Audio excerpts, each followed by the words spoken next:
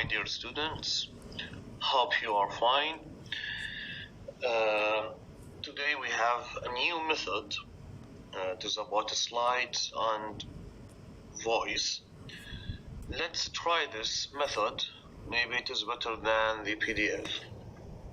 So starting from the beginning, from chapter 1, from the title of the novel, Hard Times is a novel by a British writer, Charles Dickens, 1812-1870 in the Victorian age. The novel talks about several issues happened in the Victorian age, like educational system, industrial revolution, the battle between rich people and poor people, imagination versus reality. All that problems, issues will be discussed in the novel and in our lectures. The novel takes place in Cocktown. Cocktown, it is a fictional city by Charles Dickens. Okay, it is not a real city in England. No, it is a fictional city by Charles Dickens. And Charles Dickens uses meaningful names, as we said before in the PDF, that Charles Dickens uses meaningful names like Cocktown. It means burn, ash everywhere because of the smoke and the bad environment because of the Industrial Revolution, and we will discuss this later.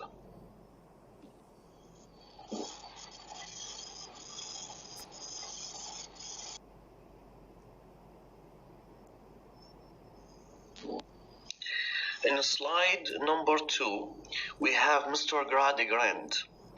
And I know that you have a general idea about this character in the novel, about Mr. Gradgrind, according to the PDF. So who is Mr. Gradgrind? Mr. Gradgrind is the main character in the novel. He is the owner of the school.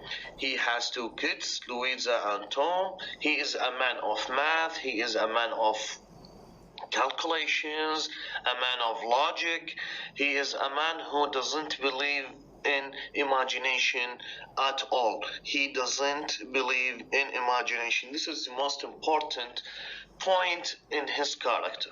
This man is tough, strong, he has everything. He has money, he has power, he has authority, and he has owned a school to teach the kids or the students according to what he wants. So Mr. Gradgrind is the main character in the novel, and he is the owner of the school. Louisa and Tom are his kids, and we are going to talk about these 2 characters in the future, inshallah.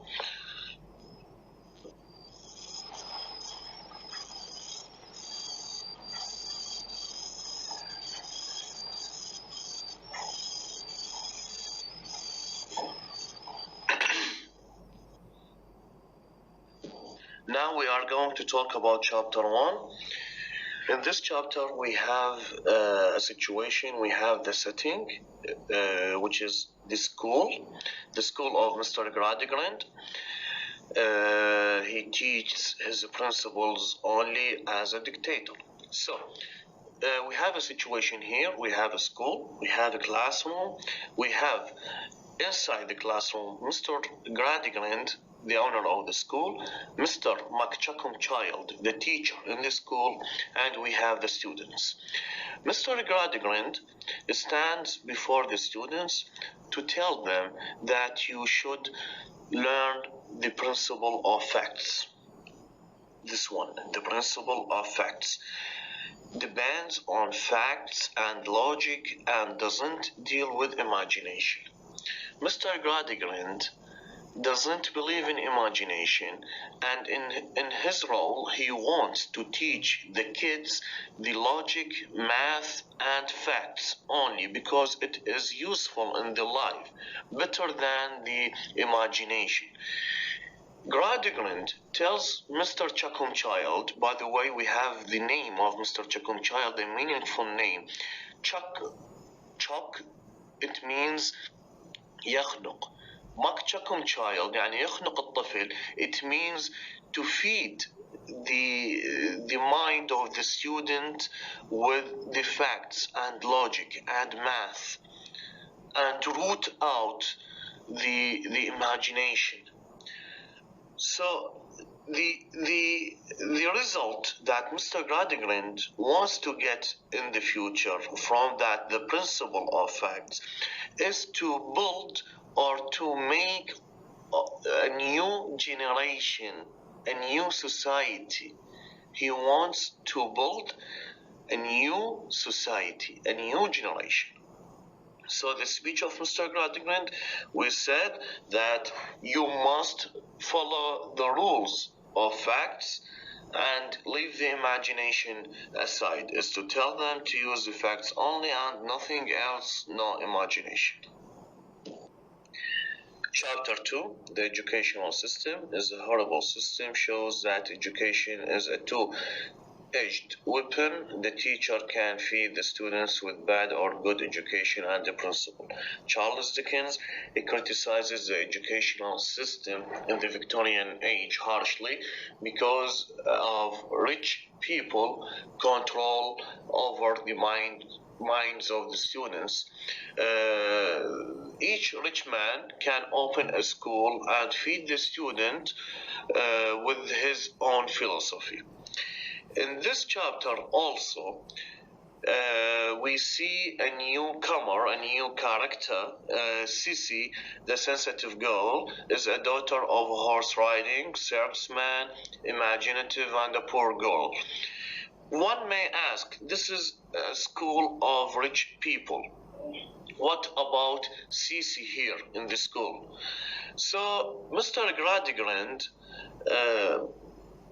brings Sissy, and he knows Sissy knows her father, Signor Jew, and he knows the kind of his job as a horse riding. Mr. Gradgrind stands before the students and he asks Sissy a question. Can you tell me what is the horse? Can you define the horse? Sissy starts talking about the horse, that it is very beautiful, long hair, and. But this answer is an imaginative answer, and that Mr. Gradgrind will not accept it. So, naturally, Mr. Gradgrind started insulting her, belittling her in front of the students, by telling her that your father is horse riding. You must know more than us in the horse riding. In this case, he asks another student. His name is Bitzer. Bitzer is a mini copy of Mr. Gradgrind. He is a kid of facts, like Mr. Gradgrind, who defines the horse mathematically. So Gradgrind versus Sissy, it is a battle between Gradgrind representing the reality or facts versus Sissy, the imagination. So we have here reality versus imagination, Gradgrind versus Sissy, to show off his power and make her listen to other students. Chapter 3, Aspect of Irony. Irony is an important technique, is used by the writers to add a magical thought to the text. Irony is to wait for something, but you receive something else. You receive the opposite. Charles Dickens uses the irony in the novel to mock rich people. The second item in this slide is the loophole. It's a very important item. Mr. Gradgrind, after insulting Cece, he gets out of the school. He is going to his home. On his way, he saw his two kids, Louisa and Tom, are peeping on the circus inside the tent. The tent, الخيمة, peeping, يتجسس, spying. So he sees his two kids are peeping. This loophole signifies the narrow thinking of Mr. Gradgrind. It means he doesn't agree. He doesn't want them to be happy. He doesn't want them to amuse themselves. So this is the narrow thinking. The future of Louisa and Tom is very narrow, is very difficult. The hope is very narrow, is very difficult also. In this novel, we see that Louisa and Tom are suffering too much because of the domination of Mr. Gradgrind and his narrow thinking. For that reason, they have a narrow future and a narrow hope. Imagination versus reality. This item is the center conflict of the novel. Without imagination versus reality, we don't have hard times. Okay? So imagination is represented by Cece. Reality is represented by Mr. Gradgrind. So here we have the conflict. Here we have the battle between imagination and reality. We have rich people who depend on reality, depend on power and authority, and we have poor workers, we have poor characters like Cece in the novel. We have poor worker in the novel who depend on imagination only. So imagination versus reality is the most important and the center conflict of the novel.